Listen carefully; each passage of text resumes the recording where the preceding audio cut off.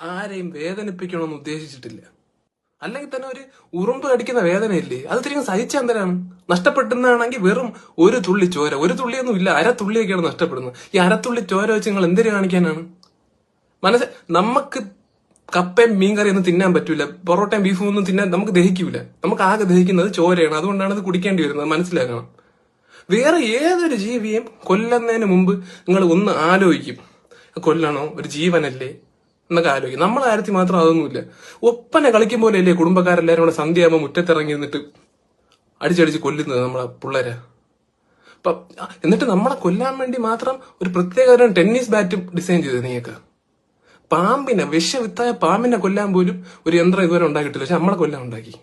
പിന്നെ പാമ്പ് വീട്ടിൽ കയറിയാലും അതിഥി എന്നും പറഞ്ഞ് അതിനെ ഒന്നും മനസ്സ് വിഷമിപ്പിക്കാതെ എവിടെയും കൊണ്ട് തുറന്നു വിടും. നമ്മളെ കാര്യത്തിൽ എന്തുകൊണ്ട് അങ്ങനെ ചെയ്തുകൂടാ?